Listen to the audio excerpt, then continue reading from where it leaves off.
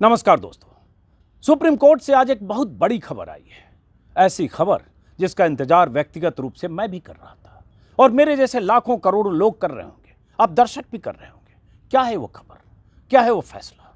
वो खबर ये है, वो फैसला ये है कि सुप्रीम कोर्ट ने बिल्किस बानो के साथ दरिंदगी करने वाले उन तमाम दरिंदों की याचिकाओं को खारिज कर दिया है जो याचिकाएं दायर करके सुप्रीम कोर्ट में कहा गया था उन दरिंदों की तरफ से कि उन्हें सरेंडर करने के लिए 4 से 6 हफ्ते की और मोहलत दी जाए।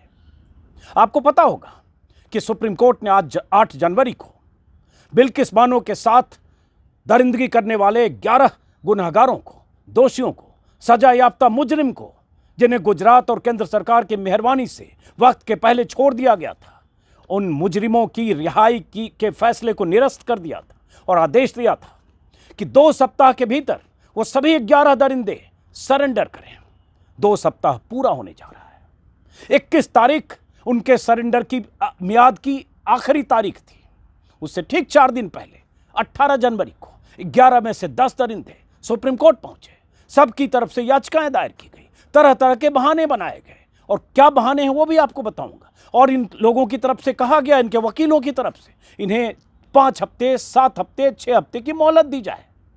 सुप्रीम कोर्ट में जब उनकी याचिकाओं पर सुनवाई की आज तारीख मुकर्रर हुई तो मुझे कल से इस बात की चिंता थी, फिक्र थी, कहीं ऐसा तो नहीं कि सुप्रीम कोर्ट इन पर कोई रहम करेगा, कहीं ऐसा तो नहीं कि सुप्रीम कोर्ट कुछ इनकी दलीलों को, इनकी बहानेबाजी को सच मानकर इनके प्रति कुछ नरम रवैया दिखाएगा और इन्हें सरेंडर की कुछ मोहलत देगा। कहीं ऐसा तो नहीं कि सुप्रीम कोर्ट को लगेगा कि चलो अगर 4 हफ्ते, 6 हफ्ते, 5 हफ्ते बाद ही सरेंडर करने को कह रहे हैं, क्या गलत है, मौका दे देते हैं। तो इस चिंता में कल मैंने एक वीडियो बनाया और उस वीडियो में मैंने भी अपील की कि माय लॉर्ड, ये दरिंदे एक दिन भी सलाखों से बाहर रहने के हकदार नहीं हैं। इनके सरेंडर की मियाद एक दिन भी नहीं बढ़नी चाहिए। आज सुप्रीम कोर्ट ने वही कहा। आज सुप्रीम कोर्ट ने जो कहा, गौर से सुनिए और उसके बाद समझिए कि उन दरिंदों की तरफ से क्या क्या दलीलें दी गई, क्या क्या बहाने किए गए। उनकी एक चाल भी सुप्रीम कोर्ट में नहीं चली। अब उन सबको 2 दिन के भीतर 21 तारीख तक सरेंडर करना होगा। सुप्रीम कोर्ट के 2 जजों की पीठ में आज सुनवाई थी। 11 में से 10 पहुंचे थे कल। 11 में से 10, पहले 3 की खबर आई, फिर 5 की खबर आई, फिर 7 की खबर आई, फिर 10 की। जब कल मैंने वीडियो किया तब तक 5 याचिका थी, रात तक 10 याचिका। सुप्रीम कोर्ट के 2 जजों की पीठ ने, जस्टिस वीवी नागरत्ना और उज्जवल भुइयां की पीठ ने कहा एक लाइन में, गौर से सुनिए, no reason seen in application to allow extension. Extension देने की कोई वजह नजर नहीं आती। All applications dismissed. सभी याचिकाएं खारिज कर दी जाती हैं छनक एक साथ।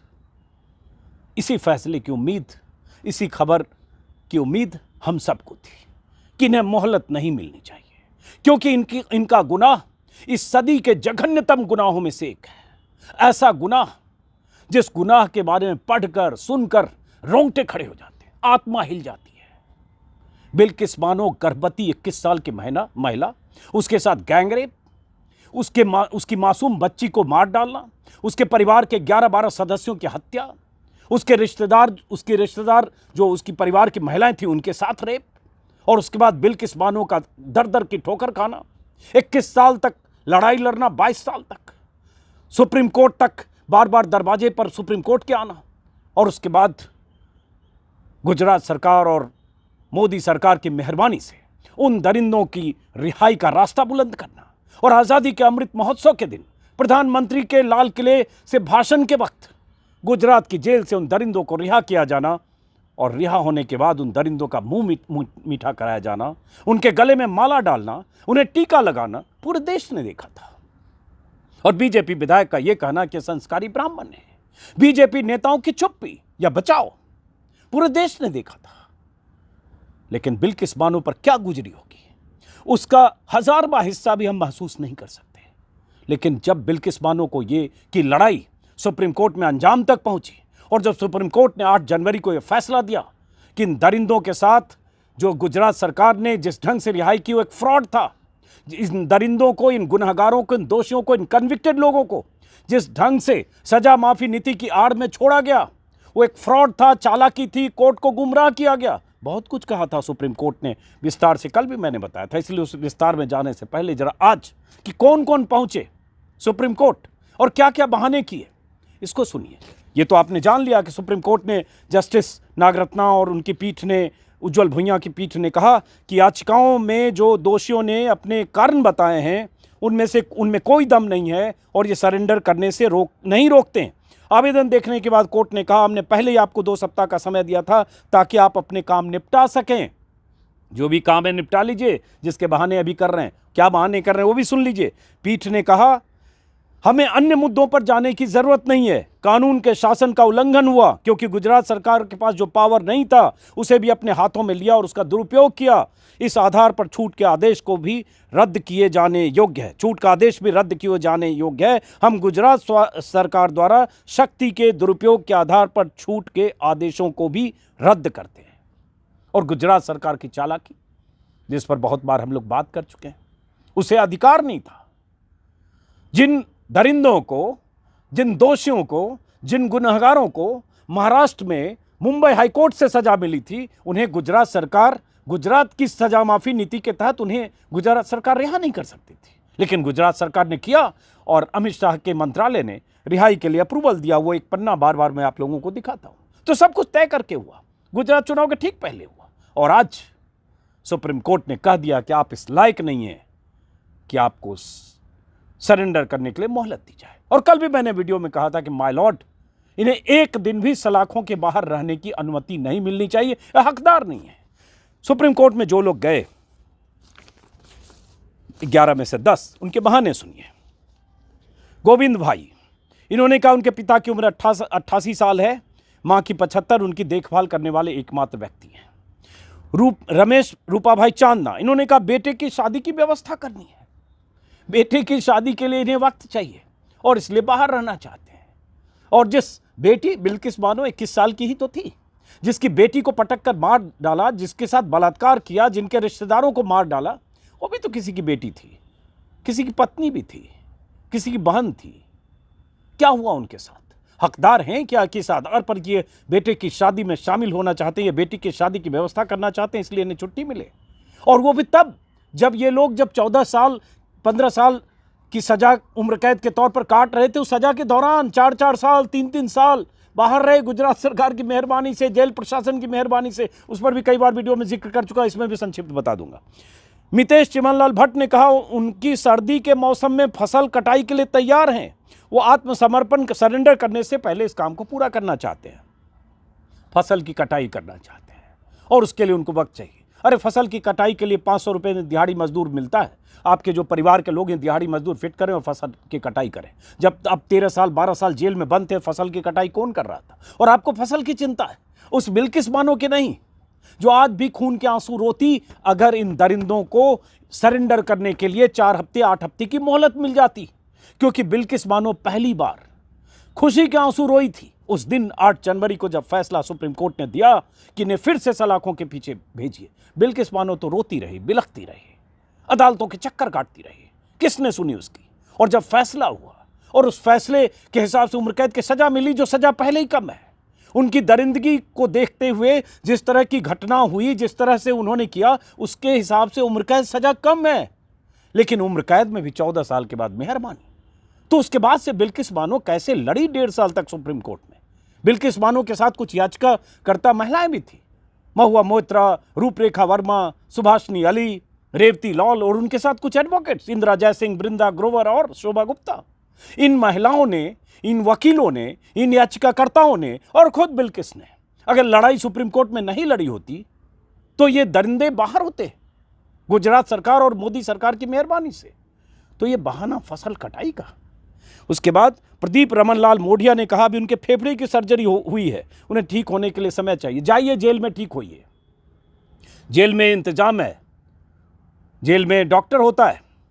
इस देश में लाखों लोग जेलों में बंद हैं, उसमें हजारों लोग गंभीर बीमारियों से पीड़ित हैं, जेल में मौतें हो जाती है, उन पर कोई मेहरबानी नहीं होती। कल भी जिक्र किया स्टेन स्वामी का, उन्हें एक सिपर नहीं मिला, अदालत में अपील करते रहे, मोदी सरकार की एजेंसियां विरोध करती रही और स्टेन स्वामी की मौत हो गई।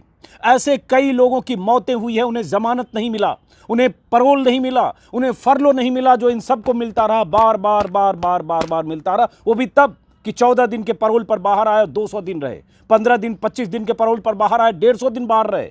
प्रशासन, सरकार, सबकी आंखों में धूल झोंकर कुछ बिगड़ा नहीं। लेकिन इन्हें इलाज के लिए अगर बाहर रहना है तो जेल के अंदर, क्योंकि फेफड़े का इलाज कोई 14 दिन 16 दिन में होना नहीं। ये सब बहाने हैं। सुप्रीम कोर्ट ने इसीलिए रिजेक्ट किया। विपिन चंद्र कन्याल जोशी ने कहा, हाल में पैर की सर्जरी के कारण आंशिक रूप से विकलांग है। अब कोई कह सकता है कि इनके प्रति सहानुभूति रखनी चाहिए। कल भी मैंने कहा, किसी को लगेगा कि मैं ऐसी बात क्यों कर रहा हूं, उनके भी मानवाधिकार होते हैं, लेकिन ऐसे लोगों के मानवाधिकार की वकालत नहीं होनी चाहिए। इनके सामने इनके बरक्स बिल्किस बानो है। बिल्किस बानो के साथ हैवानियत हुई, जो बर्बरता हुई, दरिंदगी हुई, उसके बारे में सोचिए और फिर सोचिए, क्या ये किसी तरह से किसी रहमदिली के हकदार हैं? क्या ये थोड़ी भी रियायत के हकदार हैं कि इन्हें 4 हफ्ते 10 हफ्ते मौका मिले? जाइए जेल में, व्हील चेयर भी होता है, अस्पताल भी होता है, हर तरह के इंतजाम होते हैं, जेल में जाइए। कह दिया सुप्रीम कोर्ट ने 21 तारीख, 3 दिन बचे। उसके बाद जसवंत भाई चतुर भाई ने कहा, सर्दी के मौसम में फसल की कटाई पूरी करनी है। फसल की कटाई तो ये वही जो मैंने कहा, मजदूर रखो, फसल कटाई करो और जाओ जेल में। राधेश्याम भगवान दास ने कहा, बूढ़े माता पिता की देखभाल करनी, एक बेटा कॉलेज में है, इसलिए आत्मसमर्पण करने से परिवार के लिए आर्थिक व्यवस्था करनी पड़ेगी। अब बताओ कैसे कैसे बहाने हैं। 14 दिन, 18 दिन, 25 दिन, 35 दिन बाहर रह जाएंगे, बस व्यवस्था कर देंगे पढ़ाई लिखाई और परिवार की आर्थिक व्यवस्था। जाइए जेल में। केशर भाई ने कहा, बुढ़ापे का हवाला देते हुए उनके बेटे की शादी तय हो चुकी है। तो ठीक है ना, परिवार के लोग शादी कर देंगे। आपने जो अपराध किया उसमें तो आपको सजा मिलनी चाहिए कि आपको बेटे की शादी को देखने का भी मौका नहीं मिलना चाहिए। जाइए जेल में, क्योंकि बिल्किस बानो की बेटी के साथ जो हुआ, बिल्किस के साथ हुआ, उसके परिजनों के साथ हुआ, 11 लोगों की मौत, गैंगरेप, ये ख्याल नहीं आया था तब। उन्हें भी जिंदगी में बहुत कुछ देखना था। जो मर गए वो इस दुनिया में है नहीं, वो बर्बरता के शिकार होकर मरे, और जो बच गई बिल्किस, वो ताउम्र जब भी उस वक्त को याद करेगी जो उसके साथ गुजरा है, वो भूल नहीं पाएगी। हम जैसे लोग नहीं भूल पाते हैं। अगर 2 पन्ने पढ़ लेते हैं बिल्किस के मामले में FIR या कोर्ट का आदेश, और वो भी FIR आसानी से नहीं हुई थी। लीपापोती की कोशिशें तब भी गुजरात में मोदी सरकार ने की थी, तब मुख्यमंत्री थे प्रधानमंत्री मोदी। अगर NHRC का दखल नहीं होता, बिल्किस बानो में हौसला नहीं होता कि लड़े, बहुत सारे लोग, सामाजिक कार्यकर्ता उसके साथ नहीं खड़े होते, सुप्रीम कोर्ट ने संज्ञान नहीं लिया होता, CBI को मामला सौंपा नहीं किया होता, गुजरात से मामला महाराष्ट्र नहीं ट्रांसफर हुआ होता, तो बिल्किस को तब भी इंसाफ नहीं मिलता। मिला इंसाफ, लेकिन उस इंसाफ मिलने के बाद, उनकी रिहाई और रिहाई के बाद, फिर आज जो सुप्रीम कोर्ट ने कहा है, पूरे मामले को गौर से देखिए, समझिए, सोचिए। शैलेश भाई ने कहा, बुढ़ापे परिवार में शादी और सर्दियों के मौसम में कटाई का हवाला। इन्होंने भी परिवार में शादी और सर्दियों के मौसम में कटाई का हवाला दिया। राहू भाई बाबूलाल सोनी ने मां की उम्र और रीढ़ की हड्डी की सर्जरी करा रही पत्नी की स्वास्थ्य समस्याओं का हवाला दिया। सब ने ऐसे ऐसे बहाने बनाए। पत्नी की सर्जरी होने दीजिए, परिवार में और लोग करा देंगे। आप जाइए जेल में, क्योंकि ऐसे हजारों लोग हैं ना, और वो हजारों लोग ऐसे हैं जिनके ऐसे गुनाह नहीं है। ऐसे लोग भी हैं, इसलिए स्टेन स्वामी का जिक्र कर रहा हूं, गौतम नवलखा, बहुत सारे लोग, ये दिल्ली में जो दिल्ली दंगों के आरोपी उमर खालिद जैसे लोग, एक नाम नहीं है, सालों साल जेल में हैं भाषण देने के आरोप में, ये कह के कि उन्होंने कोई राष्ट्र विरोधी काम किया। UAPA के तहत न जाने कितने लोग ठूस दिए गए, बंद कर दिए गए, और आपने तो दरिंदगी की, और उसके बाद आपको पारिवारिक कारणों से छुट्टी चाहिए। दोषी बका भाई खीमा भाई ने कहा, हाँ, एक सज्जन है, उन्होंने संपर्क नहीं किया। तो बहरहाल सुप्रीम कोर्ट ने ये फैसला दिया, और आप सबको पता होगा कि बिल्किस बानो की लड़ाई कितनी मुश्किल रही होगी। और मुश्किल, जब सैकड़ों लोगों ने उनके पक्ष में चिट्ठियां लिखी, 114 नौकरशाहों ने चिट्ठी लिखी थी, जब CBI को जब सजा माफी के तहत छोड़ दिया था उन दरिंदों को, और जब सजा माफी के मामले पर सुनवाई हो रही थी सुप्रीम कोर्ट में, तब भी चालाकी गुजरात सरकार की तरफ से और केंद्र सरकार के वकीलों की तरफ से की जा रही थी। तब जस्टिस नागरत्ना और जस्टिस जोसेफ थे, 2 जजों की बेंच थी, और जस्टिस जोसेफ पहले से सख्त थे इस मामले में, उनके तेवर को देखकर अंदाजा लग रहा था गुजरात सरकार को, केंद्र सरकार को, कि जस्टिस जोसेफ वही फैसला करेंगे जो आखिरकार जस्टिस भुइयां और जस्टिस नागरत्ना की बेंच ने किया। तो इसलिए लेट लतीफी फाइल देने में, हलफनामा का जवाब देने में, नोटिस का जवाब देने में, किसी भी तरह से तारीख पर तारीख के चक्कर में दोनों सरकारों के वकील थे। तब जस्टिस जोसेफ ने कहा था कि ये नहीं चाहते कि मेरे रहते ये फैसला हो, ये सुनवाई हो। और जस्टिस जोसेफ को मई 2022 में रिटायर करना था, 23 में माफ करिए। और उन्होंने कोर्ट में कहा कि मई 2023 में मैं रिटायर कर रहा हूं और ये चाहते हैं मेरे रिटायरमेंट तक मामला सुना न जाए। यही रवैया था, ये लीपापोती थी। सिद्धार्थ लूथरा जो आरोपियों की तरफ से वकील थे, उन्होंने कहा कि ऐसे मामले में, गैंग रेप या ऐसे मामलों में होता है कि जब उम्र कैद की सजा होती है उसके बाद 14-15 साल के बाद उन्हें सजा माफी नीति का फायदा मिलता है। लेकिन क्या ये ऐसा ही अपराध था? ये अपराध, जजों ने कहा सुप्रीम कोर्ट ने, कि ये समाज के खिलाफ अपराध है, ये समुदाय के खिलाफ अपराध है और किसी भी सूरत में इन्हें, इनके प्रति कोई रियायत नहीं बरती जा सकती। इस पर बहुत बार मैं बात कर चुका हूं। फिलहाल बिल्किस के लिए भी आज खुश होने का दिन है। बिल्किस की उस चिट्ठी का जिक्र मैंने पहले भी कई बार किया है। हाँ, एक और बात जो कल भी मैंने बोला, परोल और फरलो की बात, हालांकि इसको बार बार मैं कर चुका हूं कि इसमें ये सब लोग जब जेल में थे तब भी कैसे धूल झोंकते रहे। रमेश चंद्रा एक 1576 दिन जेल से बाहर रहे परोल फरलो पर, राजू भाई सोनी 1348 दिन, जसवंत भाई 1169 दिन, बाका भाई 998 दिन। और ये सब वो लोग थे जिन्हें 14 दिन, 16 दिन, 18 दिन, 22 दिन, जितने दिन के लिए भी परोल मिला उसमें 150 दिन, 200 दिन, 250 दिन बाद गए। मतलब परोल जितने दिन की अनुमति थी उसको उन्होंने उल्लंघन किया, धूल झोंका, या स्थानीय प्रशासन या जेल प्रशासन की मिलीभगत से, जेल प्रशासन और सरकार की मिलीभगत से नहीं तो सैंक्शन होता है, और उसके बाद अगर आप उसका उल्लंघन करते हैं तो गिरफ्तारी होती है। लेकिन इन सब लोगों ने वो सब किया क्योंकि ऊपर से मेहरबानी सरकार की थी। मोदी सरकार हो दिल्ली में या गुजरात सरकार हो बीजेपी की। बहरहाल, तो मैं उम्मीद करूंगा कि बिल्किस बानो आज के फैसले के बाद फिर थोड़ी खुश हुई होगी। दुखी तब होगी जब उसे लगता, कल की याचिका की खबर जब गई होगी, उसे लगा होगा अंदेशा, उसी तरह से जैसे हम लोगों को, कि कहीं से इन दरिंदों को राहत तो नहीं मिल जाएगी। लेकिन राहत नहीं मिली, सुकून की खबर है हम जैसे तमाम लोगों के लिए। फिलहाल इस वीडियो को खत्म करते हैं। और ऐसे फैसले जब सुप्रीम कोर्ट से आते एक उम्मीद जगती है, तो एक उम्मीद जगी है। नमस्कार।